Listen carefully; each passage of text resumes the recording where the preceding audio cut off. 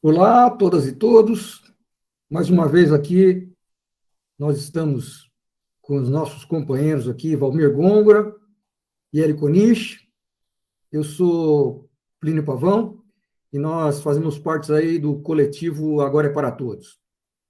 A gente está fazendo esse vídeo hoje para falar um pouquinho dos números da Caixa, né? A Caixa publicou o seu balanço agora no último dia 18, balanço do terceiro trimestre, e foi o Valmir, que é o nosso economista aí de plantão, fez a análise do balanço, né? E tem uma série de observações bastante interessantes, né? Qual é a relação que os números da Caixa têm com todo esse problema que a gente está vivendo, a questão da, da privatização, né? A questão da participação de mercado, da cobrança de metas, né? Então, nós vamos um pouco falar a respeito dessas questões, né? Primeiro, o Valmir vai fazer uma apresentação, né? Mostrando aí os números, né? Fazendo um pouco a análise do que a gente pode ler nesses números, né?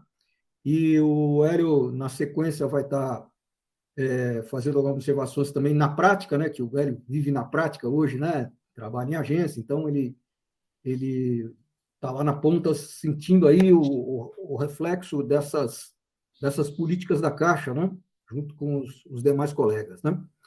E a gente também gostaria de convidar a todos para seguir ali as nossas redes, né? As nossas mídias aí, né? Nós temos o Facebook, do Agora é para Todos. Esse vídeo aqui vai estar no nosso canal do YouTube. Assim que a gente terminar a gravação, nós vamos estar disponibilizando aí. E a gente pede aí para as pessoas darem uma olhadinha, não só nesse vídeo, como nos outros materiais que nós já publicamos, né? Se você não é inscrito, se inscreva lá, compartilhe, né? E também nós temos o nosso site, Agora é para Todos, onde a gente publica artigos um pouco mais profundos, né? Com um pouco mais de análise. Inclusive, essa análise do balanço que o Valmir fez, a gente está publicando aí, já publicou, né? Uma série de 5 artigos, e a gente convida vocês também para conhecer esses artigos, né? Bem como todo o restante do nosso conteúdo lá, né? E, então, eu vou passar para o Valmir, então, e, e para que ele faça a exposição dele, né? E, em seguida, o Hélio vai fazer também alguns comentários aí a respeito desses problemas. Então, Valmir, estou passando para você, então, tá? Para você fazer a exposição aí. Bom, saudação a todo mundo aí. Bom dia, boa tarde ou boa noite, né? A depender do horário que estiver assistindo. Eu vou colocar aqui as telas. Vamos nós aqui, já ensaiamos, né? Direitinho. Janela.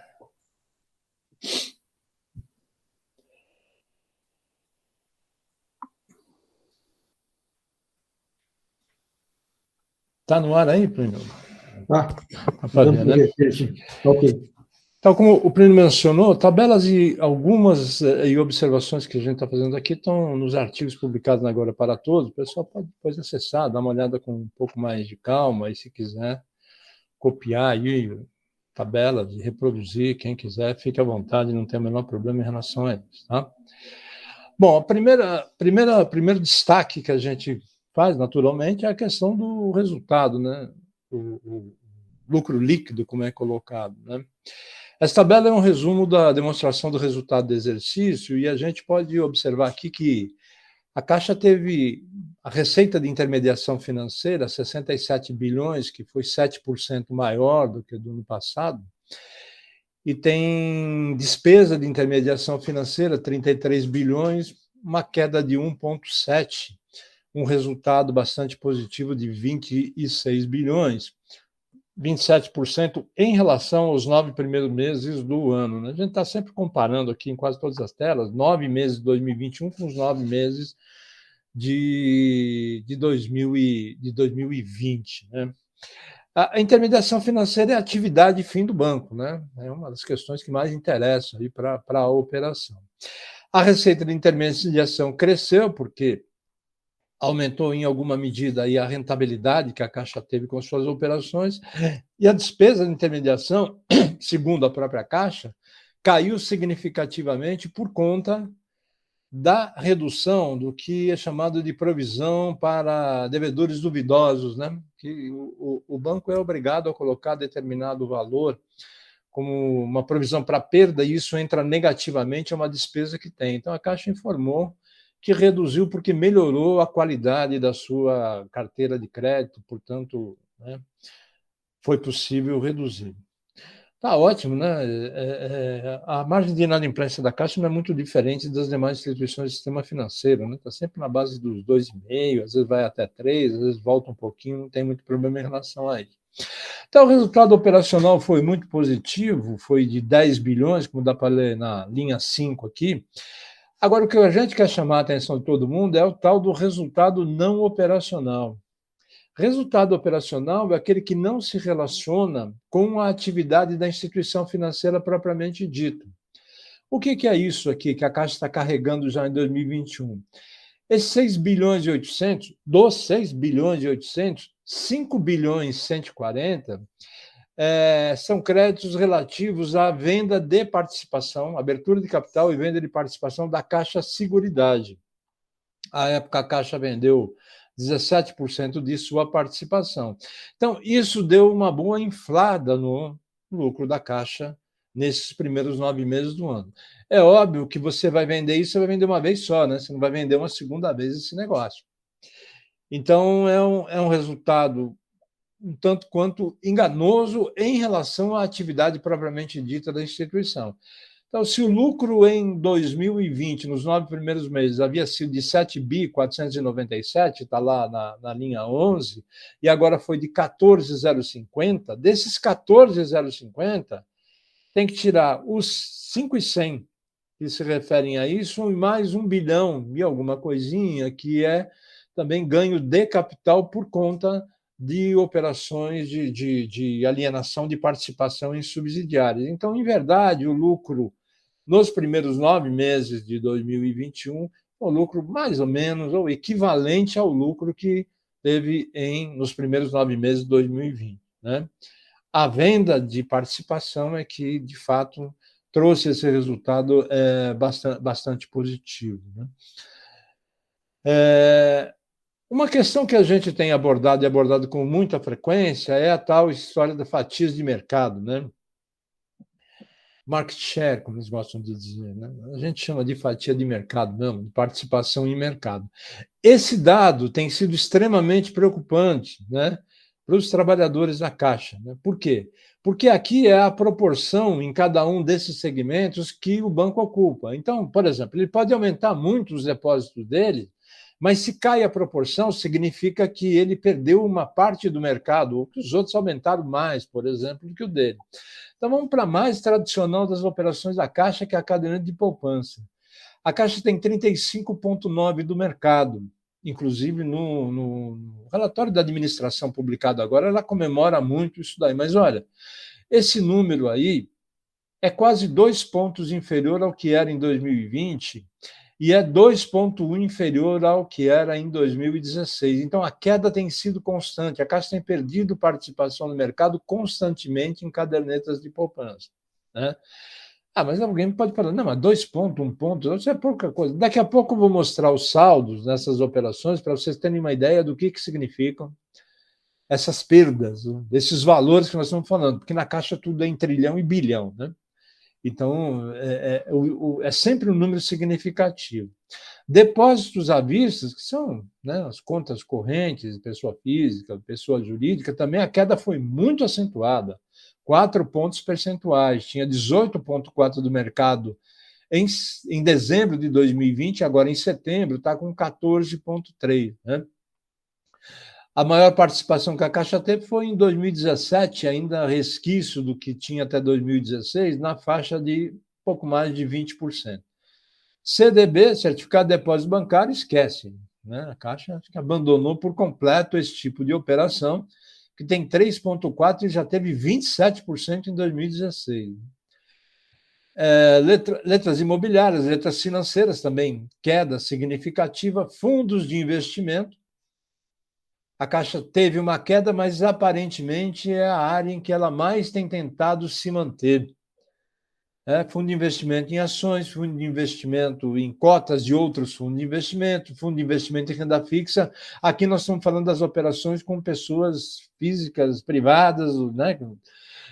Ou instituições privadas, nada com fundos de governo, nada disso. A participação da Caixa é 7,8%. Aqui ela chega quase na casa dos 560 bilhões de reais, depois a gente vai comentar um pouco mais disso. Carteira de crédito ampliado, que também a Caixa comemora esse ano um crescimento nesses primeiros 9 meses, mas é um crescimento mais ou menos, porque ela perdeu participação no mercado mais uma vez, em pessoa, a carteira total, né? Em 2016 era 22%, agora em 2021 está com 18,9%, foi inferior a 2020, foi inferior a 2019, enfim, uma queda constante.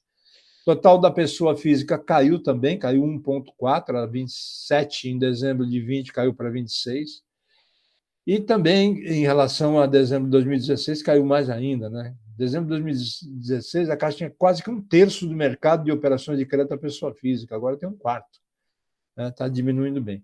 Pessoa jurídica, por incrível que pareça, ela se manteve nos números na participação de dezembro de 2020, porque a queda aqui também era uma operação que a Caixa vinha abandonando. Essas de pessoas jurídicas, o que a Caixa destaca são operações do agronegócio, que teve um crescimento significativo de operações de agronegócio, ela deve estar querendo concorrer, aparentemente, com o Banco do Brasil, que é um pouco quem controla esse tipo do agronegócio. E as operações, segundo a Caixa, ela tem 35% de todas as operações da Pronamp, né? Aquele programa lá de incentivo que foi criado agora por conta da pandemia. Carteira imobiliária, em que a Caixa tem 540 bilhões de saldos, também está caindo. 66,3%. 5 pontos, ou 2 pontos, melhor dizendo, 2,5 abaixo do que tinha em dezembro de 2020. Enfim, ela está perdendo participação em mercado em tudo. E a única que não perdeu foi pessoa jurídica, 9,9. E essa participação no mercado, ela perde para quem? Perde para a concorrência num sistema que é, como todos nós sabemos, oligopolizado. O sistema bancário é oligopolizado. Tem o Itaú, tem o Bradesco, tem o Santander, que são instituições privadas. Tem o Banco do Brasil e a Caixa, são as duas instituições públicas de varejo. Essas todas juntas têm 70 e tantos por cento das operações de crédito, de todas as operações. Então, quando a Caixa perde, basicamente está perdendo para esses concorrentes a participação. Lentamente, mas está perdendo, o que é lamentável. Né? Bom, falei, às vezes, 1, 2 pontos na perda aqui ou acolá pode parecer pouca coisa, né? Conta de arredondamento, não é. Vamos ver aqui, recursos de clientes, são saldos que a Caixa, das contas de operações que a Caixa administrava. Aqui, no caso, nós temos a posição de 31 de dezembro de 2020 e de 30 de setembro de 2021. Depósitos à vista em dezembro de 2020, lá o primeiro destaque, eram 57,3 bilhões de reais, caiu para 47,1. Em 9 meses, são 10 bilhões de reais a menos os saldos administrados. Pessoa física caiu 4, pessoa jurídica até subiu um pouco, ou melhor, caiu 6, não caiu tanto como da outra vez, caiu 6 e demais operações ficou praticamente igual. Depósitos de poupança, né? Essa merrequinha que se perde às vezes em relação ao mercado, embora tenha muita variação, né? Porque você corrige as contas automaticamente e etc., né? Mas, em termos de saldo, de existência de dinheiro que a Caixa administra, em dezembro de 2020, era 389,8 bilhões, quase 390 bilhões de reais. Agora, em setembro, 370 bilhões. Portanto, foram 20 bilhões pelo ralo, praticamente isso. Né?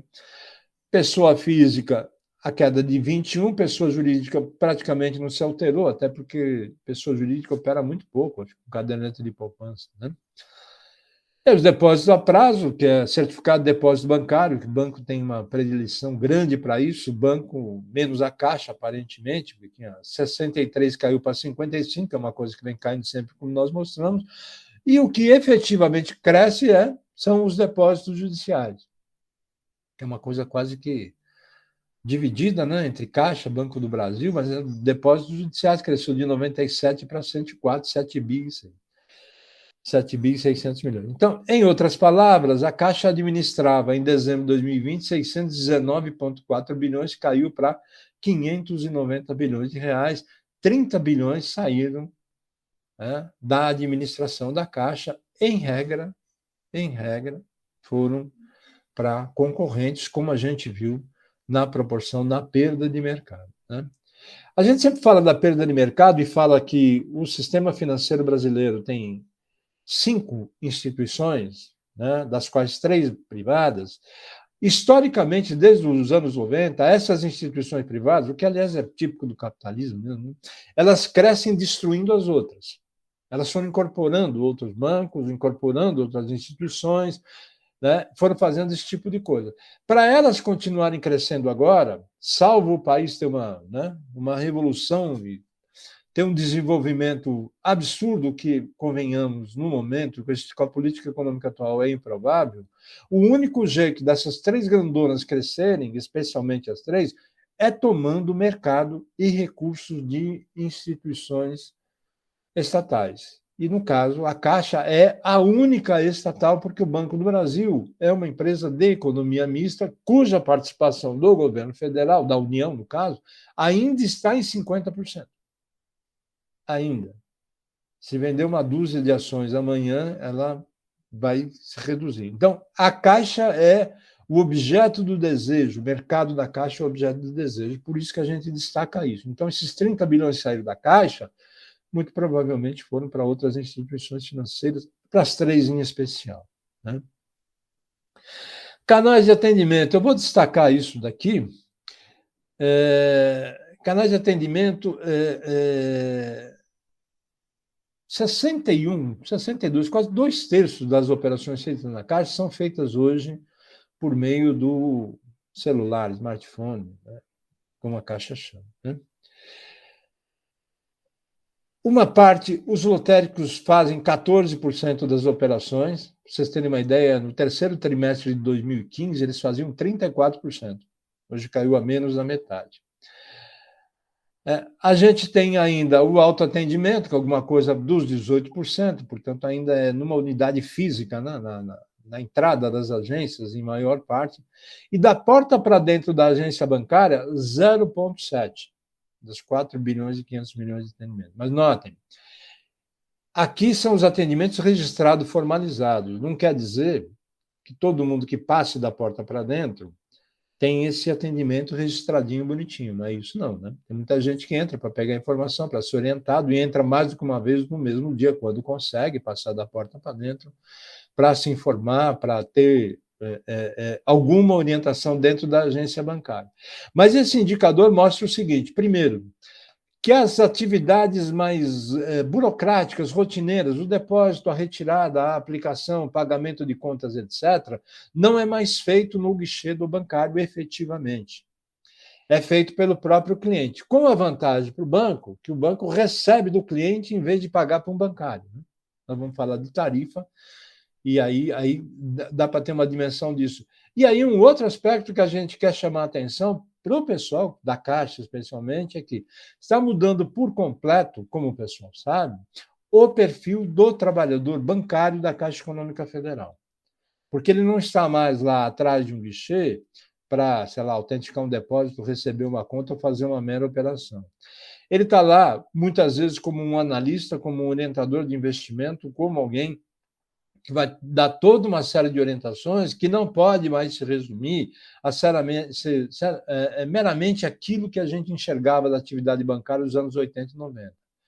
E essa mudança de perfil merece uma análise, porque o grau de responsabilidade, de capacitação, de formação está aumentando muito em relação ao que era uma tarefa meramente burocrática anteriormente. Tá? Seguindo aqui só para lembrar, a gente expressa muito isso, a Caixa tinha em 2014, segundo o balanço, em dezembro, 100.677 empregados, agora tem 84.751, segundo o balanço de setembro de 2021, são menos quase 16 mil trabalhadores. Diminuiu o número de agências em 19 em relação a 2014, aumentou o número de postos de atendimento, 81, e o número de clientes é uma coisa de maluco, né? O país quase que literalmente, 2/3 do país passam pela Caixa. Por quê? 78 milhões de clientes em 2014, em 2021, 145 milhões de clientes. É bom lembrar que a população do país é de 210 milhões de pessoas. A Caixa tem 145 milhões de clientes. Se nós temos 60 milhões de famílias, todo mundo tem conta na Caixa. É quase isso, né?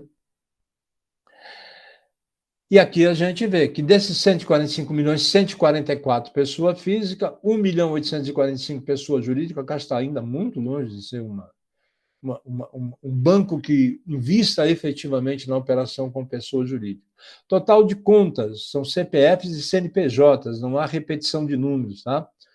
214 milhões, das quais 15.600 contas correntes e 199 milhões de cadernetas de poupança, que é o que a Caixa tem aberto. É muita coisa. Aqui, tarifas bancárias. Eu comentei inicialmente que a atividade fim de uma instituição financeira é a intermediação financeira, né? Ela toma recurso de quem tem dinheiro e empresta para quem não tem, né? Ela multiplica o dinheiro, né? Alguém vai e deposita 1.000, ela pega esses 1.000 e empresta para alguém de quem ela vai cobrar juros. Isso que é a intermediação financeira. A diferença entre o que ela paga de remuneração e o que ela recebe é que gostam de chamar de spread bancário, né? Mas notem o seguinte, olha, a Caixa arrecadou nos primeiros 9 meses do ano 17 bi 500, a linha 14 lá. 17 bi e 500 em tarifas bancárias, que são as receitas de prestação de serviço de governo, mais a tarifa propriamente dita das operações financeiras. Esse valor é 1,7 superior ao que foi até setembro de 2020, 17.200. Desse montante, desses 17.500 de agora, 1/3 vem das operações com o governo, né? Coisas feitas com o governo. Por exemplo, Fundo de Garantia do Tempo de Serviço, cuja tarifa foi reduzida à metade, né? Mas mesmo com tarifa reduzida da metade, só aí a Caixa arrecadou mais de 1.900, quase 2 bilhões de reais, né? Isso é 11% de toda a arrecadação. Aqui dá para ter uma ideia, porque as instituições financeiras privadas sempre estão de olho no fundo de garantia. Além da aplicação do giro do próprio dinheiro, tem ainda a questão das tarifas bancárias, que não é alguma coisa desprezível, 2 bilhões de reais. Loterias federais, que é alguma coisa que a Caixa pretende transferir para Caixa Loterias S.A. e também abrir o capital, só de tarifa bancária é mais 1.300 bi. Se ganhar novos sócios, esse 1.300 bi vai ser dividido entre sócios e é improvável que criem algum jogo novo de loteria que essa gente vá trazer, os novos sócios vão trazer. É muito improvável, convenhamos, né? Em tarifas bancárias, propriamente dito, os fundos de investimento, lá da linha 10, 1.600 bi, 1.700 bi praticamente, é o que ganha na administração dos fundos, né? Provavelmente a Caixa também vai abrir capital de subsidiária, operações de créditos, mais uns 700 tudo mais. E aí a gente chama a atenção que toda a despesa de pessoal nos 9 primeiros meses deu 17 bi 600. Então, a despesa de pessoal, que em regra é a despesa mais pesada de uma instituição financeira, é inferior a toda a arrecadação da tarifa. Em outras palavras, quer dizer, o banco não precisa nem da sua atividade fim para pagar a maior das suas despesas, que é a despesa de pessoal. E ainda sobra recurso. É bem verdade que aqui a Caixa é a mais modesta das grandes instituições financeiras.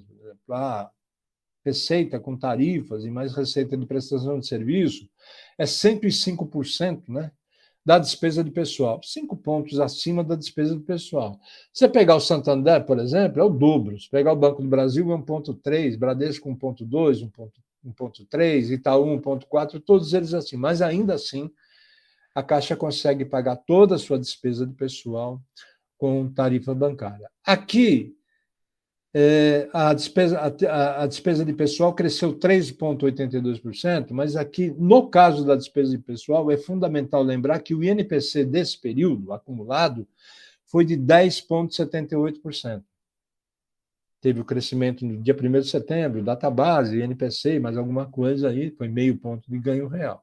Então, o que está acontecendo com a folha de pagamento da Caixa, especialmente para quem se preocupa com saúde de caixa e base de cálculo, ela não está crescendo, ela está caindo em termos reais.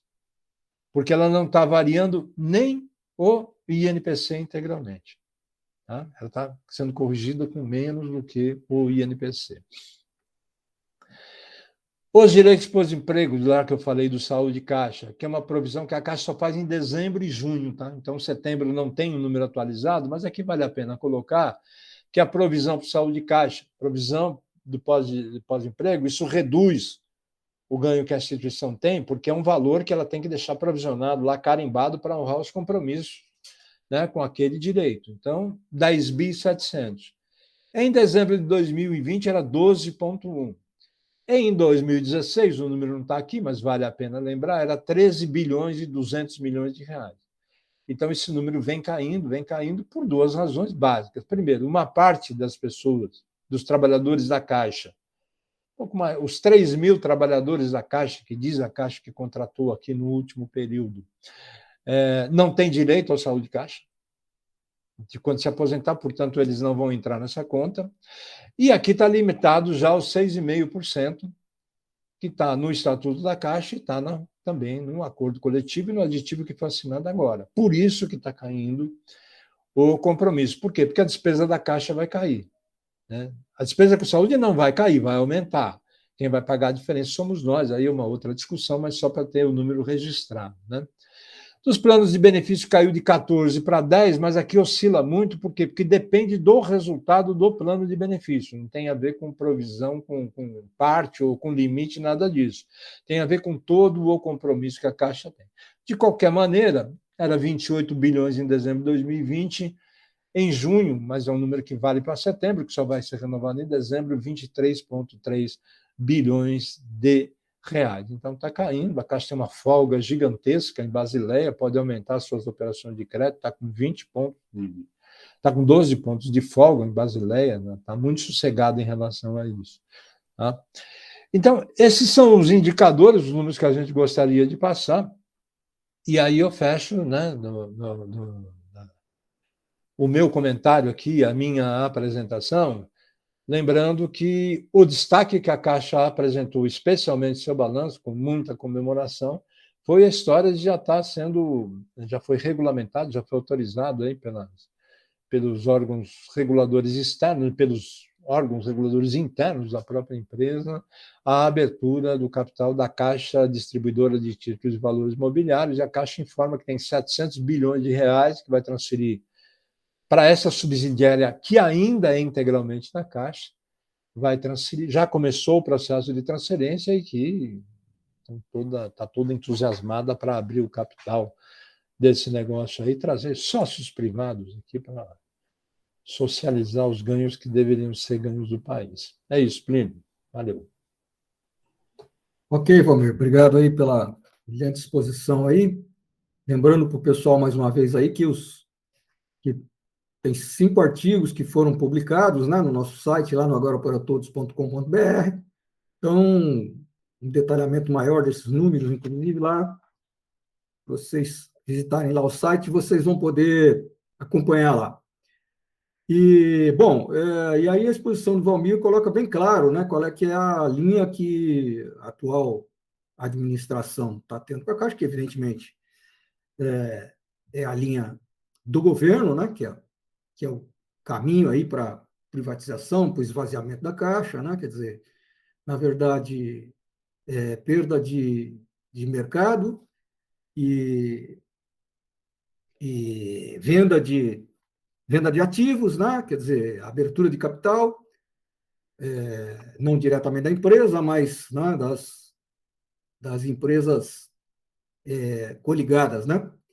E nós temos aí agora essa questão, essa novidade aí, que é exatamente a parte dos investimentos, a DTVM aí, né?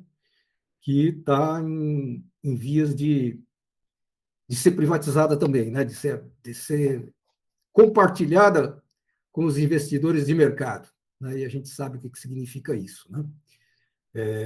A gente sabe que não os investidores não estão comprando participação da Caixa para fazer investimento nas áreas sociais, né? Eles estão entrando exatamente para lucrar, né? Ao mesmo tempo, aí, a gente teve essa semana aqui a retomada aí do horário normal de funcionamento. Nós estamos tendo aí o retorno de grandes parcelas dos empregados que ainda estavam em home office, né? E eu passar para o Hélio, então, né? Que o Hélio vive essa situação toda na prática, né? Porque está hoje atuando em agência, né? E aí falar um pouquinho a respeito de como é que reflete, né, no trabalho, no dia a dia, né, e no próprio atendimento à população, né, essa situação que hoje se encontra a Caixa e que nós temos alertado aí que, com toda a comemoração que a direção da Caixa faz, né, a gente sabe que embora que esses números enganam, né? Na verdade é isso, né? Quer dizer, o resultado da Caixa, na verdade, ele engana. Vou passar um pouquinho para o Hélio comentar um pouco a respeito disso. Está com você, Hélio. Obrigado, Plínio. Boa noite, Valmir. Boa noite, Plínio. Boa noite a todas e todos. Minha fala aqui vai tentar tratar de dois eixos, né?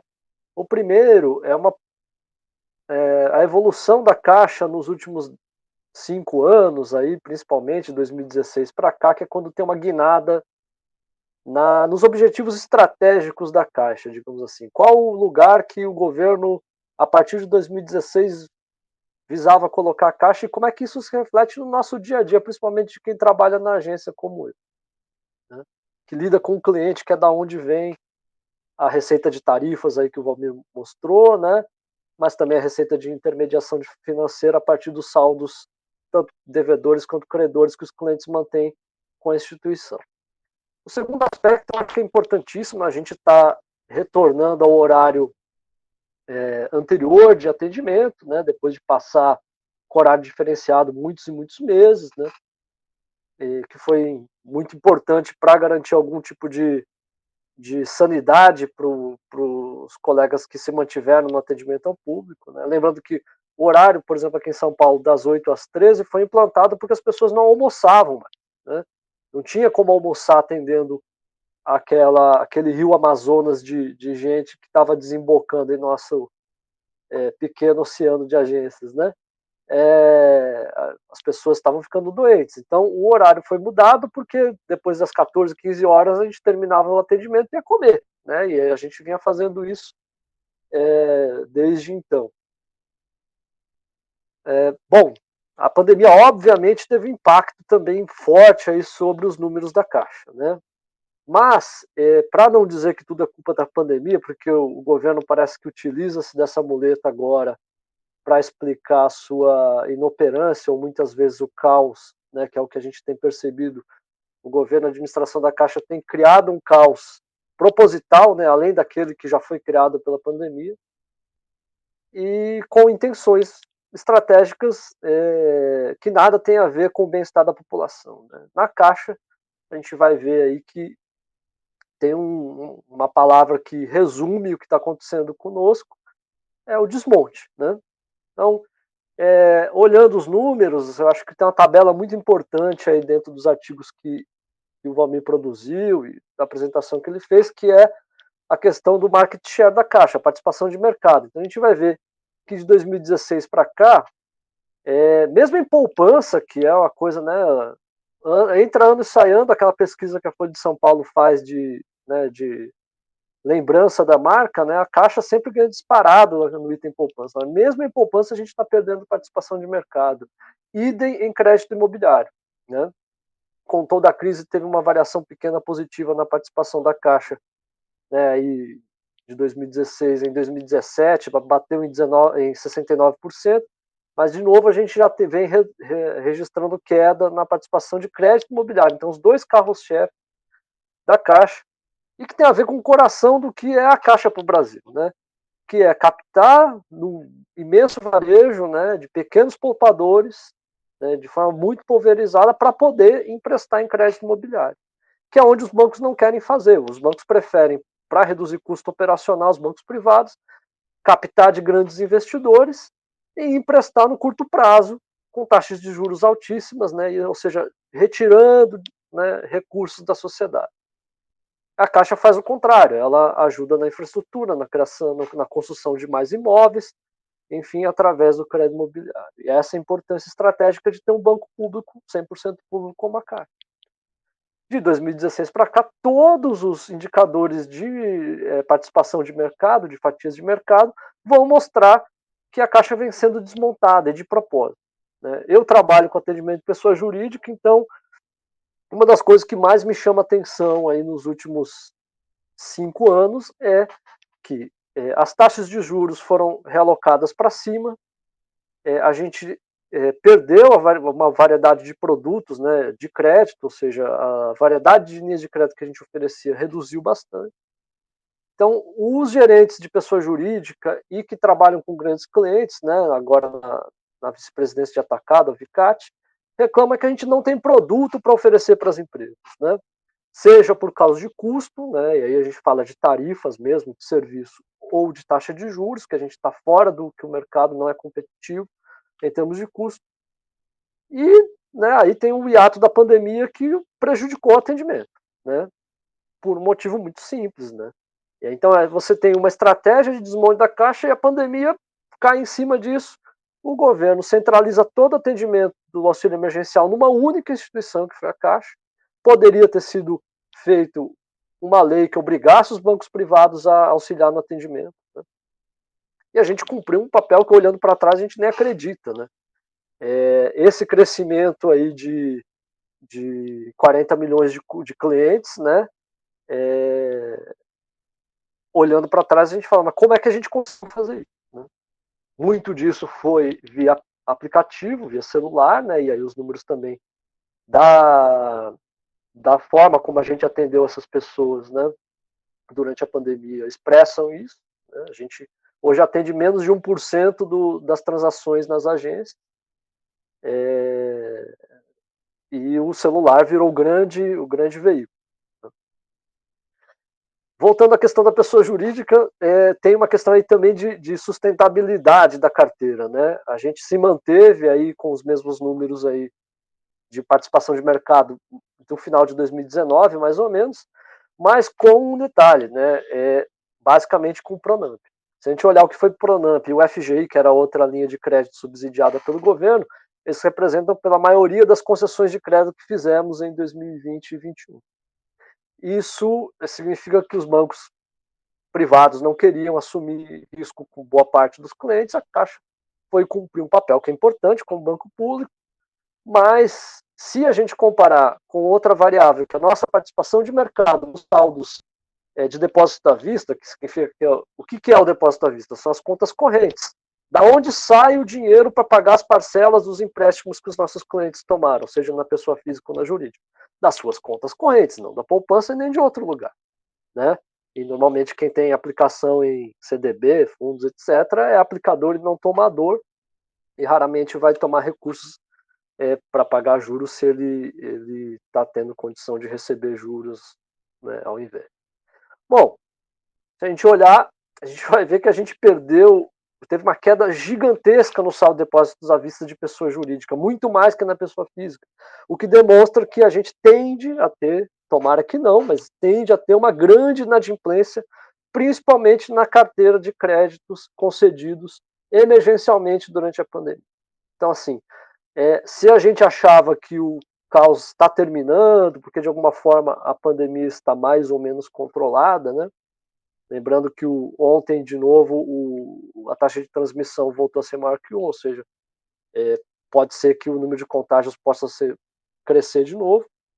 Então, nada indica que, com certeza, de que a gente está saindo definitivamente da pandemia. Mas, assim, com algum controle, na medida que a vacinação no Brasil avança e o negacionismo à vacina ainda bem é pequeno, a gente está tendo uma retomada da economia muito ruim. Todos os índices para o ano que vem demonstram que a economia não vai decolar, né? Pelo contrário, alguns bancos, dentre eles o Itaú, já apontam retração, e a gente está exposto num crédito em que os outros bancos não quiseram assumir. Nós corretamente viemos cumprir nosso papel, mas com a perda de fluxo, né? Porque o fluxo de caixa dessas empresas para quem a gente emprestou não está passando pela caixa. Ou seja, se eles tiverem que escolher quem paga, né, se eu pago o empréstimo da Caixa ou de outro banco, a gente vai ficar por último, com certeza, porque o fluxo não passa por nós. Né? Isso é básico, é o beabá de qualquer concessão de crédito para pessoa jurídica. Cenário difícil, muito ruim, né? E CDB, por exemplo, né, que era uma coisa que a gente fazia muita captação na pessoa jurídica. Olhando retrospectivamente, nós tivemos uma queda brutal, né, despencamos os nossos saldos de CDB e passamos aí a pandemia sem meta de captação de poupança e CDB. Né? Exceção feita aí aos saldos para fundos de investimento, a gente continua tendo metas altas de captação em fundo, né? E tem algumas dimensões disso que eu gostaria de comentar daqui a pouquinho. E também, tragicamente, né, metas de colocação das ações da privatização aí da Caixa Seguradora. Né? Bom, de Caixa Seguridade, na verdade, que é a nossa subsidiária, que já é sócia minoritária da Caixa Seguradora. Bom, se a gente não capta CDB, a gente também não vai emprestar para a pessoa jurídica. Né? Então, existe aí todo um planejamento, né, de oferecer, já de antes da pandemia, taxas não competitivas na hora de captar CDB. Por quê? Porque a direção da Caixa, estrategicamente, desde 2016, veio com a missão de reduzir a participação da Caixa no mercado de pessoa jurídica. Lembrando que em 2002, a Caixa tinha menos de 1% de participação no mercado de crédito de pessoa jurídica. Né? Chegou a bater aí em 15%, 16%, e hoje tem menos de 10%. E é uma retirada de pé dessa fatia de mercado proposital para abrir espaço para os bancos privados. O plano estratégico do primeiro governo Dilma era que a Caixa fosse o terceiro maior banco do país. Né? Hoje a gente já despencou 2 posições e assim, vai seguir assim, porque é esse o objetivo que o governo tem traçado. Infelizmente, a pandemia só veio a acelerar o processo. Né? E por isso que o governo não teve a preocupação de tirar essa incumbência de atender a 140 milhões de pessoas que ainda buscaram atendimento, metade dessas de auxílio emergencial na Caixa, porque não havia nenhuma preocupação de preservar a qualidade de atendimento dos nossos correntistas e poupadores tradicionais. Né? Então, é muito preocupante, porque você olha os balanços dos bancos privados, a gente vai ver que a pandemia teve um impacto muito discreto, né, no auge da pandemia, nos balanços desses bancos. Né? E, pelo contrário, agora, mesmo com o pior momento das mortes da pandemia em 2021, o lucro dos bancos seguiu crescendo. Né? Na Caixa, isso só foi possível com a venda de ativos do Banco Pan e principalmente da Caixa Seguridade. Então, essa propaganda toda que Pedro Guimarães e Bolsonaro fazem, dizendo que a Caixa está dando o maior lucro da história, é mais uma fake news. Né? A gente sabe que isso não é sustentável e a gente precisa fazer esse debate com a sociedade, porque essa conta vai chegar para ser paga e com certeza não foi por causa da falta de dedicação dos funcionários da Caixa que arriscaram suas vidas durante a pandemia.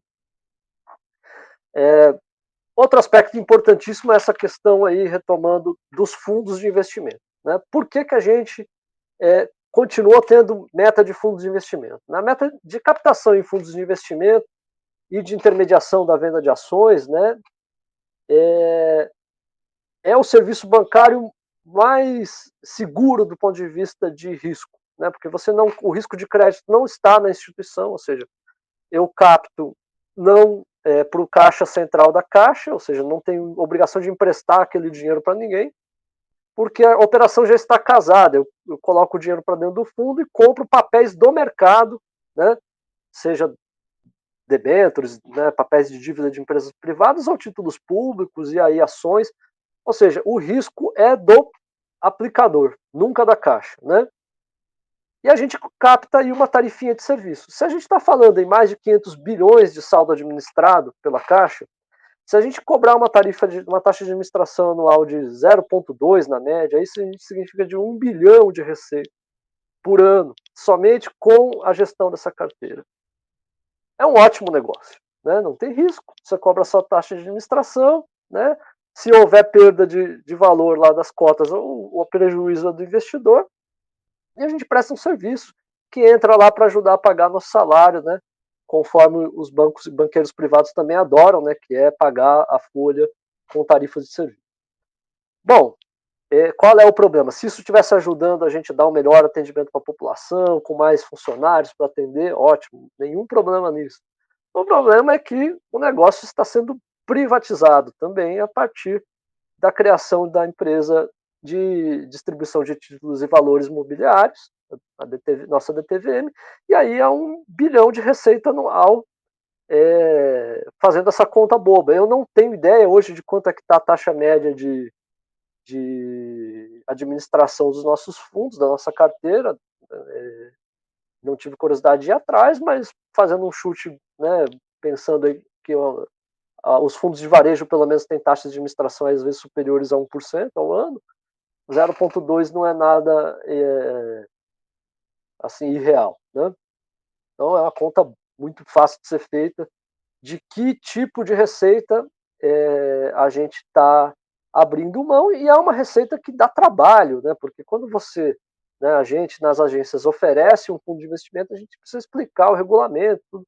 Então exige muitas horas de trabalho, e um trabalho, como o Valmir já tinha dito na questão da mudança da natureza do nosso trabalho, é um trabalho intelectualmente exigente. Eu preciso acompanhar notícias de mercado, entender que tipos de papéis compõem aquela carteira do fundo de investimento, né, que é um condomínio de investidores. Preciso explicar isso para o cliente de forma minimamente simplificada, mas sem passar informação incorreta. Ou seja, eu preciso estudar permanentemente, né? Tem um investimento em horas de educação dentro e fora da instituição e que fazem parte hoje da qualificação de qualquer bancário que atenda a captação de fundos de investimento, até mesmo de um CDB, né, para entender o que é feito na outra ponta com o recurso, ou o que deixamos de fazer desde 2016, na medida que a gente desistiu de captar CDB, né? A nossa participação de mercado caiu aí para quase um sétimo do que era, né? É um negócio assombroso. E porque a gente desistiu de emprestar na outra ponta, né? É muito triste.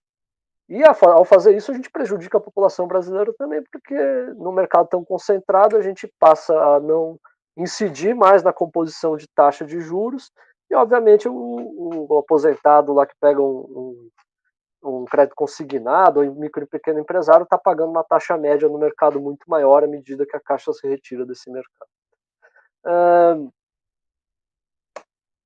Bom, sobre atendimento, só para finalizar, desculpa se eu me alongo muito,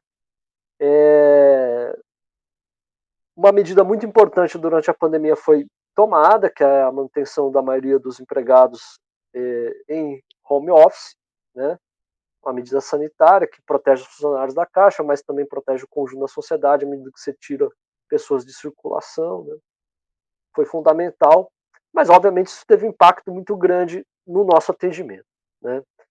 Muito da retirada, da queda abrupta de saldos em depósitos à vista e CDB também está relacionado ao fato de que a gente parou de atender aquele cliente que faz negócio nas agências, aquele menos de 1% de atendimento lá, com certeza abrigou as poucas captações de recursos em aplicações financeiras que a gente fez durante os últimos 2 anos.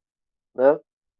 Por quê? Porque o investidor quer, quando aplica um valor maior, quer ter a segurança de escutar o gerente a respeito do produto que está sendo oferecido para que aquele cliente deixe o dinheiro com a gente. Né? Esse atendimento foi muito prejudicado por esse formato, né, que foi necessário para atender a população brasileira que precisava receber o auxílio. Mas poderia ter sido diferente. O ônus fica mais uma vez para a Caixa e essa conta, para retomar, se é que a estratégia da empresa a gente vai conseguir alterar isso no médio prazo, isso tem a ver com o governo, com a direção da empresa, com a nossa capacidade de se mobilizar enquanto trabalhadores do ramo financeiro e exigir que a Caixa seja preservada e não desmontada como está sendo. O esforço que a gente fez de 2004, 2005, que é quando existe um investimento de crescimento de participação de mercado da Caixa até 2012, 13, esses 8, 9 anos de esforço, eles foram perdidos em 5 anos. Né? E o custo para fazer essa retomada é muito alto. Eu estou falando aqui de metas, das metas sociais, e aqui um parênteses, né? A gente, historicamente, no movimento sindical, defende que não haja metas individualizadas, mas, obviamente, a empresa precisa ter metas estratégicas, coletivas, né? E é possível trabalhar de forma coletiva com metas gerais, né? Não necessariamente ficar no CPF do colega lá que vai adoecer, por causa de assédio moral, etc. Tal. Mas hoje o que a gente percebe é que existe uma gestão que provoca o caos, ou seja, a gente não sabe para onde a gente está indo, não existem objetivos estratégicos claros em relação ao comportamento, e à medida que vai se abrindo brechas, né, em que o mercado, né, os grandes capitalistas, querem, se interessem lá pelo negócio de cartões ou de fundos de investimento da Caixa, ou alguma fatia que seja atrativa para os grandes banqueiros, os grandes capitalistas se apoderarem dessa receita, né, desse lucro que a Caixa gera, à medida que vai surgindo uma outra oportunidade, a gente está vendo que a gestão vai criando novos CNPJs, abrindo capital e vendendo. É isso que tem acontecido. Né? E contra isso que a gente tem lutado. A importância de fazer conversas como essa que a gente tem hoje é que os números não mentem e é possível enxergar isso a partir dos números que a gente tem visto aí. Outra coisa, só para finalizar, a minha fala, existe uma mudança radical no mercado bancário, parte dos depósitos à vista que a gente perdeu foi com certeza para algumas fintechs, né? E também em CDB, né? Que aplicam esses recursos em operações também de curtíssimo prazo, né? Muitas, inclusive, são empresas que captam vendas com cartão, né? Essas vendas eletrônicas, e antecipam dos seus clientes, que normalmente receberiam em 30 dias, antecipam para 1 ou 2 dias, e ganham muitos juros em cima dessas operações. Né? Mas o que mais me preocupa é que o serviço bancário, depois dessa pandemia, vai ser totalmente diferente. Né? A gente já tem percebido que a demanda por atendimento nas agências está diferente, muito também do trauma, né, que alguns dos nossos clientes passaram pela dificuldade de receber o atendimento durante o pagamento do auxílio emergencial massivo, mas passando alguns meses, com certeza a gente vai voltar para um trabalho bancário diferente, que é uma mudança de longo prazo, mas que precisa ser debatida pelo movimento sindical e precisa também ser compreendida em termos de que esses funcionários que hoje fazem atendimento mais técnico a respeito do que é trabalhar no mercado financeiro de hoje em dia, precisam entender que apesar da gente ter tanta formação específica a respeito do mercado de capitais e tudo mais, nós continuamos sendo trabalhadores bancários, né?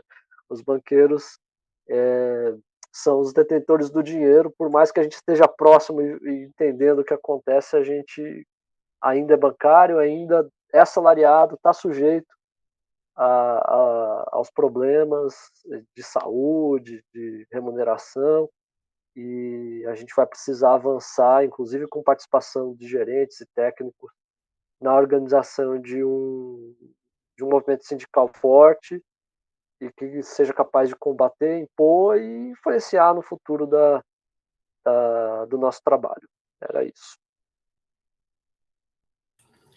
Excelente, Hélio. Muito bom. Muito boa exposição aí, muito boas considerações que você fez aí, né? E a gente, então, agradece aí a participação do Valmir, a sua participação, Hélio.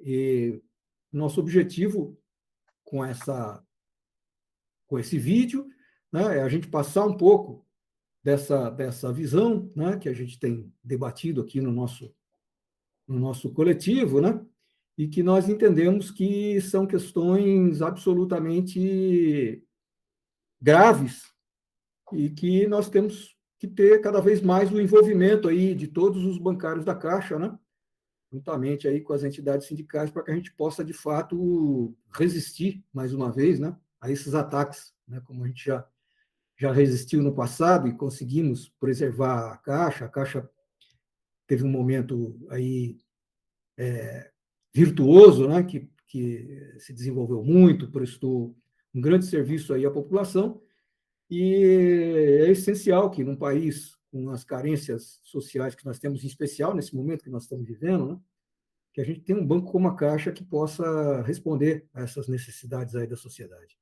Eu acho que é papel aí de todo empregado, né, ter consciência dessas questões e estar aí atento para que a gente possa reverter essa situação, né? Impedir que essa destruição seja feita. Bom, então, gostaria agora, ao me despedir aqui dos companheiros aqui e de todas as companheiras e companheiros que estão assistindo o vídeo aí, lembrar, né, que para se inscrever aí no nosso canal do YouTube, quem não é inscrito, o inscrito, né? Acompanhar acompanhar nosso Facebook, a gente também coloca diariamente conteúdos lá no Facebook, no nosso site, agoraparatodos.com.br, e compartilha aí com os colegas. Obrigado, então, um abraço a todos e até a próxima. Boa noite, pessoal. Todo mundo. Tchau. Boa noite, obrigado, gente.